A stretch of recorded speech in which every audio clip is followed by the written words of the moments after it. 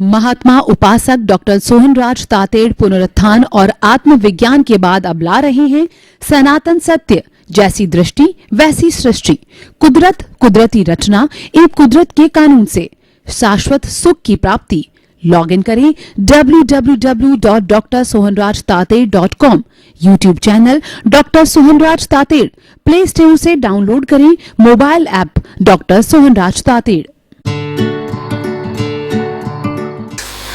चंदेसु निम्मलयरा आयचेसु अयं पयासैरा सागरवर गंभीरा सिद्धा सिद्धिं मम दिशन्तु सिद्धा सिद्धिं मम दिशन्तु। इस प्रार्थना में भगवान ने भक्त से प्रार्थना की है, हे प्रभु, आप सागर के समान गहरे हो और आप जो है पर्वत के समान विशाल हो, आप सिद्धि प्रदाता हो, आप मुक्ति प्रदाता हो, तो मुझे रिद्धि सिद्धि प्रदान करो, मेरे मुक्ति की नींव लगाओ, मैं जल्दी मुक्त होकर के ब्लिस को प्राप्त करता हूँ। ऐसी प्रार्थना की गई है। सनातन सत्य जो कि कुदरत, कुदरती रचना, कुदरत के कानून पर आधारित है और सनातन सत्य के माध्यम से हम आपको इस दुनिया की अल्टीमेट रियलिटी देना चाहते हैं। What is the ultimate reality of this Cosmos, कि जिसको हम प्राप्त करके, जिसको हम समझ करके और शेष कुछ भी समझना न रहे, हम जो है इस तरीके का ज्ञान प्राप्त करना चाहते हैं। जब हम संपूर्ण विश्व का ज्ञान प्राप्त कर लेते हैं कुदरत के द्वारा, तो फिर हमें कुछ भी ज्ञान करना बाकी नहीं है। और हमारा सनातन सत्य किसी भी संप्रदाय, धर्म, ईश्वर, फॉर्मेट, मंत्र, संस्था, रिचुअल पर आधारित नहीं है, हमारा विज्ञान पर आधारित। यह जो है सनातन सत्य जो कुदरत पर आधारित है, यानी सब कुछ करने वाली कुदरत है। आप कुदरत को अगर समर्पित हो जाते हो तो वो आपका सच्चा समर्पण है, वह आपका भक्ति मार्ग है। हम सनातन सत्य को अलग अलग एपिसोड, अलग अलग विषयों के माध्यम से परोसते हैं। तो आज हम एक बहुत ही सुंदर एपिसोड लेकर के आपके सामने प्रस्तुत हो रहे हैं। आज का हमारा विषय है कुदरत। कुदरत को कहा जाता है नेचर, पर्यावरण, कॉस्मॉस, ब्रह्मांड, दुनिया, पृथ्वी, वर्ल्ड, विश्व, ये सब कुदरत है। लोक भी कहा जाता है। लोक वह स्थान होता है जहाँ पे कुदरत रहती है, जहाँ कुदरती रचना और कुदरत का कानून चलता है। इस लोक के बाहर अलोक है, वहाँ कोई प्राणी जिंदा नहीं रह सकता है, इसीलिए वहाँ कुदरत है ही नहीं। कुदरत एप्लीकेबल कब होती है? जबकि वहाँ पर जीवित प्राणी निवास करता है। जैसे कि हमारा जो परिवार होता है वो अलग अलग जो सामाजिक व्यवस्था के अनुसार होता है, ब्राह्मण, क्षत्रिय, वैश्य और शूद्र, ये चार पूरी वर्ण व्यवस्था जो पुराने जमाने की थी। पुराने जमाने में कहा जाता ब्राह्मणों की बस्ती, वैश्यों की बस्ती और क्षत्रियों की बस्ती और शूद्रों की बस्ती, ऐसे ऐसे जो है डिवाइडेड था और हर एक का अपना अपना कार्य डिवाइडेड था। ये डिवाइड रहने से क्या है, डिसेंट्रलाइज्ड होने से सब अपना अपना जो है कार्य अपनी ड्यूटी के मुताबिक करते थे। ये सामाजिक व्यवस्था है। जितनी कुदरत की सामाजिक व्यवस्था है वो भगवान ऋषभ के समय से चली। उसके पहले कुलकर व्यवस्था हुआ करती थी और पहला आरा और दूसरा आरा जो अवसर्पिणी काल का था, जो 4 करोड़ सागर और 3 करोड़ सागर का था, और जब तीसरा आरा का अंतिम समय जो आया, जो कि 1 करोड़ सागर का था, तो उसके अंदर जो है ज्यों ज्यों समय निकला त्यों त्यों हमारा पृथ्वी का वर्ण, गंध, रस और स्पर्श बदलता गया। यानी जो पहले आरे में जो पृथ्वी का था वह वर्ण है, वो सुगंधित चंदन जैसा था। रस जो है वो मृदु रस था, और गंध है उसकी सुगंध आती थी हमारे जमीन से, हमारी पृथ्वी से। और वर्ण, गंध, रस और उसका स्पर्श करें तो बहुत ही जो खुशनुमा या मुलायम जो है उसका स्पर्श होता। धीरे धीरे समय बदला, मनुष्य की मानसिकता में फर्क आया। फर्क मानसिकता में क्यों आया? ये समय का प्रभाव है। व्यक्ति के लोभ लालच बढ़ा। पुराने जमाने के अंदर लोग जो है सारा ये कंद मूल खा करके जीवन यापन करते थे, और पत्ते और उसकी छाल वगैरह वो पहन करके अपना जो है वो इंद्रियों को ढका करते थे। यही उनका पहनावा था, और लोग बड़े सुखी थे। उस वक्त उनकी उम्र जो है वह 1 करोड़ सागर की हुआ करती थी उम्र, जिनको जुगलिया कहा जाता था। और हाइट जो है 500 धनुष, एक धनुष 1.5 हाथ का होता था। तो देखिए 750 हाथ की जो है उनकी काया हुआ करती थी। और वह जुगलिया युग के अंदर भाई बहन रूप के अंदर वो जन्म लेते थे, और युवा होने पर जो है दोनों पति पत्नी के रूप में जो है वो परिवर्तित हो जाते थे, और अपने जीवन के अंतिम 6 महीने के भीतर वो जो है फिर एक नए युगल को जन्म दे करके और मृत्यु को प्राप्त हो जाते थे। और वो उनकी इच्छाएं बहुत संतुष्ट थी। उनका भोजन बहुत जो है पहले आरे के अंदर जो है सिर्फ जो है वो मूंग जितना था, दूसरे आरे के अंदर चने जितना आया, और तीसरे आरे में ज्यों ज्यों व्यक्ति की भूख बढ़ने लगी, ज्यों ज्यों व्यक्ति के अंदर लोभ लालच आया, संग्रह की प्रवृत्ति आई, तो वो जो है फल फ्रूट के लिए आपस में झपटने लगे। तो उनकी जो है बदनीयति के कारण जो हमारे पेड़ पौधे थे उन्होंने भी फल फ्रूट देना जो है कम कर दिया, और लोगों के अंदर ये भय पैदा हो गया कि अब बिना संग्रह किए हुए जो है हम अपना जीवन यापन नहीं कर सकते। संग्रह से लोभ की और भय की प्रवृत्ति पैदा हुई। तो अंतिम समय मतलब तीसरे आरे का जो लास्ट पीरियड था उसमें जो है वो नाभि नाम के कुलकर पैदा हुए। कुलकर मतलब व्यवस्था देने वाले। नाभि के यहाँ जब ये जो है आपस में लोग लड़ने लग गए कि बाबा हम भूखे मर रहे हैं, हमको खाने के लिए कुछ मिल नहीं रही है, खाने की व्यवस्था करो, आपस में झगड़ने लगे। तो नाभि ने कहा कि ये तो मेरे लिए एक प्रॉब्लम आ गई। तो उन्होंने देखा कि मेरा पुत्र जो है वो ऋषभ है, बहुत होशियार है। उन्होंने कहा तुम ऋषभ के पास जाओ, ऋषभ को राजा मानो। तो जो है उन्होंने ऋषभ के पास आगे, और भगवान ऋषभ ने जो है 83,000 जो वर्ष तक जो है वो सारा ये राजपाट संभाला, जो अपने पिता नाभि की आज्ञा से।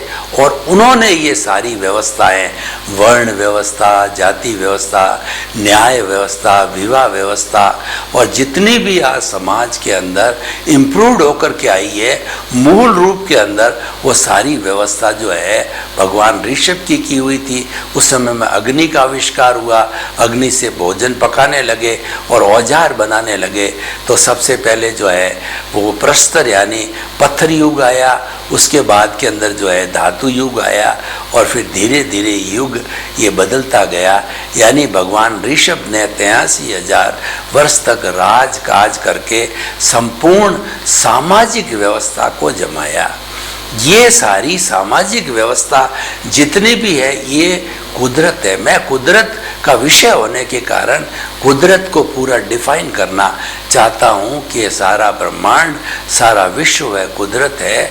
और कुदरत जो है वो रचना अगला विषय आएगा जब हम करेंगे। और अभी संक्षेप में बताना चाहता हूँ कि कुदरत की रचना जो है वो 6 तत्वों की बनी हुई होती है, और वो जो है जड़ है, चेतन है, और रेस्ट है, मोशन है, और टाइम है, और स्पेस है। यही जो भगवान है और यही कुदरत है और यही जो है इसी से ही सारा कुदरत का संचालन होता है और ऑटो मोड से चलता है। कोई भी ईश्वर या कोई बाह्य शक्ति जो है इसको संचालन नहीं करती दुनिया को। ये 6 तत्व ऑटो मोड से चलते हैं। विषय आएगा जब बताएंगे। अभी तो हम कुदरत की बात करते हैं कि ये कुदरत 5 भूतों से बनी हुई होती है। बेसिकली पृथ्वी, जल, अग्नि, वायु और आकाश 5 भूतों का से कुदरत का बना होता है और 5 भूत से जितने भी इसके अंदर जन्म लेने वाले 84 लाख जीवा योनियां बर्थ प्लेसेज है और जीवों की संख्या तो असंख्य अनंत है। तो वो सारा जो है उनका पालन पोषण और उनका बड़ा करना और उनकी सब गतिविधियां कराना, वो सारा कार्य कुदरत के अधीन होता है, कुदरत में ही होता है और कुदरत के कानून से ही होता है। तो ऐसी हमारी ये कुदरत है। हम ये 5 भूतों की बात करें तो ये 5 भूत है, हमारे शरीर में भी है, हर प्राणी के शरीर में ही है। बेसिकली जिस प्राणी का जैसा शरीर होता है, जैसा उसके शरीर की आवश्यकता होती है, उसी के अनुरूप जो है ये 5 एलिमेंट्स जो है वो कन्वर्ट होते जाते हैं। तो इसीलिए जो है बेसिक फंडामेंटल जो है वो 5 भूत ही रहते हैं। अगर हम इसका जो है और स्पष्टीकरण करना चाहें तो हम कह सकते हैं ये पिंडे ते ब्रह्मांडे, यानी जो इस पिंड के अंदर है वही ब्रह्मांड में, वही कुदरत के अंदर है। तो ये पिंड है, कुदरत का प्रतिनिधित्व करता है, ये उसका टेस्ट सैंपल है। जैसे कि आपने जो कोई भी डॉक्टर होता है किसी का ब्लड टेस्ट के दूसरे कई तरह के प्रयोग करता है, तो वह जो पैथोलॉजिस्ट है वो हमारा ब्लड निकालता है। वो ब्लड जो है वो हमारा शरीर का एक सैंपल है। तो उसी तरीके से कुदरत का सैंपल आपके सामने है। ये हमारा पंचभूत का पुतला है और इस पुतले के अंदर जो है ये 5 ही कॉन्स्टिट्यूएंट्स है। ये पंच जो है पंच तत्व इसके अंदर ही है और 5 तत्वों से संचालित होता है। और जब इसका राम नाम सत होता है तो ये पुनः जाकर के 5 तत्वों के अंदर विलीन हो जाता है। पृथ्वी में, जल में, अग्नि में, वायु में और आकाश में। और उसके बाद जो है उसको जला दिया जाता है क्योंकि उसका भुगतान समाप्त हो गया। और जो चेतन तत्व होता है वह उसमें से निकलता है जब जाकर के वो मुर्दा बनता है। चेतन तत्व की हाजिरी के अंदर वो जीवित प्राणी होता है। कोई भी प्राणी हो उसको जलाया नहीं जाता है और जब चेतन तत्व निकल जाता है तब वो डेड बॉडी होती, चाहे केंद्रीय का हो, चाहे त्रस हो, चाहे स्थावर हो। चेतन तत्व के रहने के साथ में जो है वो जीवित प्राणी कहा जाता है। और चेतन तत्व निकल जाने के बाद, चेतन तत्व निकलता कब है कि जब उसका आयुष्य पूर्ण हो जाता है, उसके उस जीवन का जो है कार्य संपन्न हो जाता है, भुगतान संपन्न हो जाता है, जो उसका हिसाब नक्की हो जाता है, तब वो शरीर जो है समाप्त हो जाता है, नया शरीर धारण कर लिया जाता है। तो देखिए ये सब कुदरत पे बात चल रही है, तो हमें कुदरत को नमन करना चाहिए, कुदरत को प्रणाम करना चाहिए। पुराने जमाने के अंदर कुदरत के जितने भी घटक देवता थे, वायु देवता, जल देवता, पृथ्वी देवता, अग्नि देवता, आकाश देवता, हर एक के अलग देवता का अर्थ होता है उसके संचालक। तो उनकी पूजा की जाती थी, उनको नमन किया जाता था, प्रणाम किया जाता था, उनको श्रद्धा के जो साथ के अंदर देखा जाता था, क्योंकि वही जो है इसका रक्षण करने वाले होते थे और उसी रक्षण के कारण ही हम सेफ रहते हैं। आप देखिए आज भारतवर्ष को देखिए, तो भारतवर्ष की हमारी जितनी बाउंड्री है उस पूरी टेरिटोरी पे बीएसएफ के जवान हैं।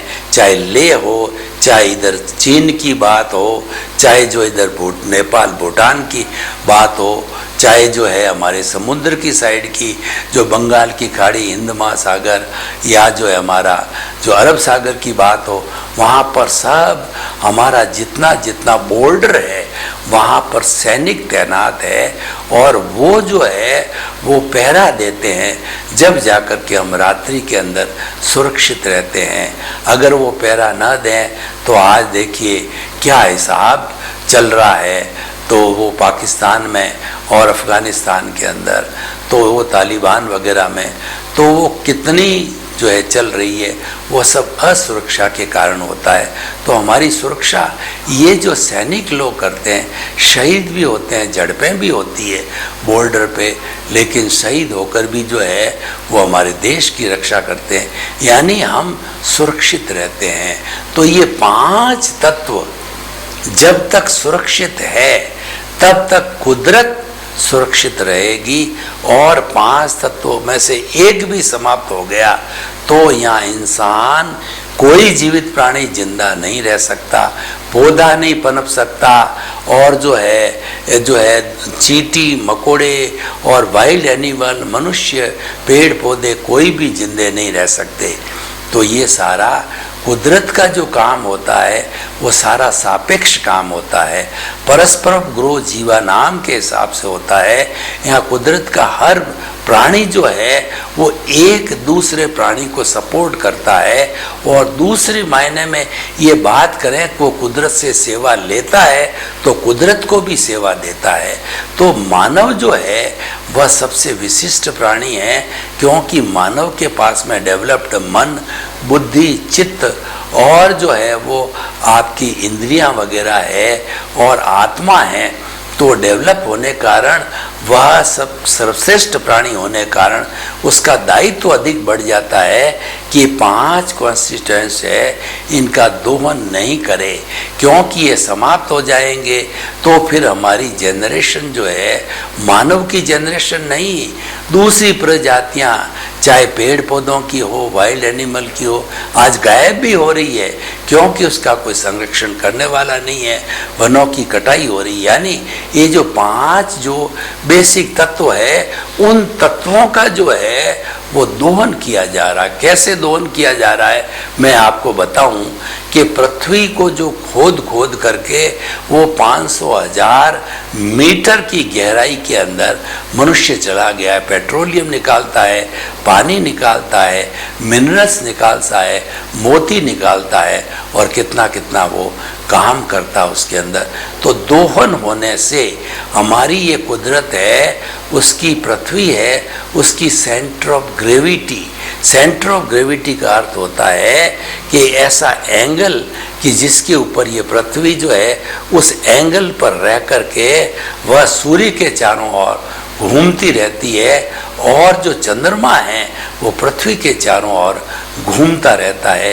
तो ये एक दूसरे के पीछे घूमते रहते हैं। ये पूरा कुदरत का विधान है, तो ये कुदरत का नियम है। तो जो है हमें इन 5 घटकों की एक एक करके हम चर्चा करेंगे। इसका ओवर दोहन नहीं किया जाना चाहिए, इसका पोल्यूशन नहीं किया जाना चाहिए।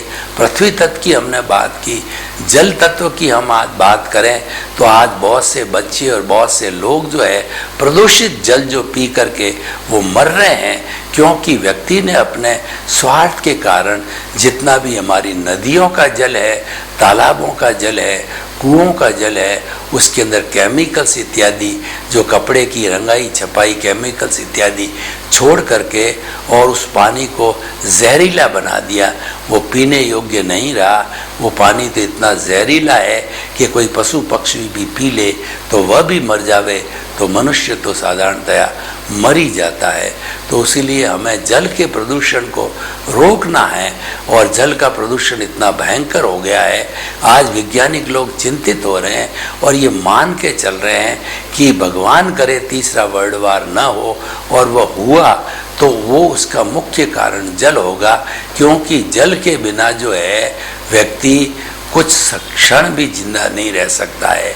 इन 5 घटक में से कोई भी एक मिसिंग हो तो व्यक्ति जिंदा नहीं रह सकता है। ये 5 घटक शरीर के अंदर समान अनुपात में है, तो उसको हम वात पित्त कफ कहते हैं कि उनके संतुलित रहने से व्यक्ति का जो है वह पूरा जो है कहना चाहिए जीवन अच्छा रहता है, उनको हम जो है त्रिगुणात्मक भी कह सकते हैं कुदरत को। वो है हमारी तमोगुण, सतोगुण और रजस गुण। तमोगुण जब हमारी नेचर का हो जाता है तब वह जो है तमोगुण वाला पूरा अंधकार हो जाता है, और अंधकार होकर के पृथ्वी के ऊपर जो है सारा जो कहना चाहिए हमारी छतरी जो है, वह जो ओजोन छतरी उसमें छेद हो जाता है और परा बैंगनी किरणें आने लग जाती है, और तमोगुण धारण करके ये पृथ्वी जो है वह हमें वो अतिवृष्टि, अनावृष्टि, सुनामी और कोरोना जैसी महामारियों को हमारे तक भेजती है। ये उसका जो है वो ये जो उसका तमस गुण है, और सत्व गुण होता है जो मैंने बताया पहला, दूसरा, तीसरा आ रहा था कि पृथ्वी के वर्ण, गंध, रस, स्पर्श बहुत मधुर होते थे, तो ये उसका सतोगुण था। उस वक्त जो पृथ्वी सतोगुण में थी, अभी तमोगुण के अंदर चल रही है, और बीच का एक पीरियड आता है जो पृथ्वी रजस गुण के अंदर रहती है। तो रजस गुण के अंदर पृथ्वी चंचल हो जाती है, पृथ्वी में भूकंप वगैरह अधिक आते हैं, और पृथ्वी के हमारे इस जो है का दोहन होने का मतलब ये विस्थापन होना चालू हो जाता है। वह जो है पृथ्वी जो वन वगैरह की कटाई होकर के और उसकी जगह बड़ी बड़ी कॉलोनियाँ बन जाती है, उसका चंचल रूप है, ये रजस गुण है। यानी पृथ्वी में भी लोभ आता है और उसमें रहने वाले जीवों में भी लोभ आता है, तो लोभ की स्थिति होती है। ये रजस गुण चंचलता का प्रतीक होता है, जिसका मूल जो कारण होता है वो लोभ की लालसा, तृष्णा है, वो आती है। तो ये गुण भी हमारी कुदरत के होते हैं। तो कुदरत के 5 गुणों की बात की, हमने जो है तमस, रजस और सत्व की बात की, वात, पित्त, कफ की, श्वास की दृष्टि से बात की है। तो ये सारा हमारे कुदरत के नुस्खे हैं, ये एलाबोरेट नुस्खे हैं, लेकिन उन सब का प्रभाव है हमारे शरीर पर रहता है, क्योंकि हमारा जो ये पिंड है वो इस ब्रह्मांड का ही एक भाग है। और देखिए कि कुदरत ने कितनी अच्छी व्यवस्था कर रखी है। मानव तो डेवलप्ड होने के कारण अपने स्वास्थ्य को ठीक करने के लिए हॉस्पिटल, डॉक्टर, टेस्टिंग इत्यादि दवाइयाँ का निर्माण करता है। पर मैं आपसे प्रश्न पूछना चाहता हूँ कि जो पेड़ पौधे बीमार होते हैं या जो पशु पक्षी बीमार होते हैं, तो कौन उसकी रक्षा करता है? एक भैंस का अगर बीमारी हो जाती है तो भैंस तो प्राकृतिक चिकित्सा करने के लिए वो तालाब में आकर के बैठ जाती है और तालाब का ठंडा ठंडा पानी से अपनी चिकित्सा करके, और जो उसके अंदर मिट्टी है, तालाब की चिकनी मिट्टी, उसका लेप अपने शरीर पर लगा करके उलट पुलट होकर के उसमें तैर करके थोड़े समय में तरोताज़ा हो जाती है।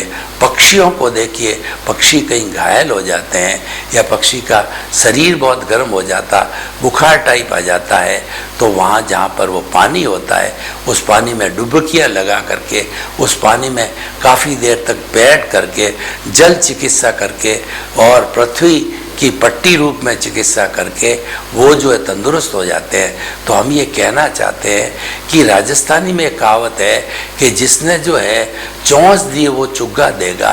तो ये प्रकृति माँ बहुत स्पष्ट रूप से कहती है कि तुम 84 लाख जीवा योनियों के असंख्य अनंत प्राणी हो, तो वो आपने जन्म लिया है, तो मेरे भरोसे जन्म लिया है, तो मैं सबका रक्षण करूँगी, मैं सबका पालन पोषण करूँगी।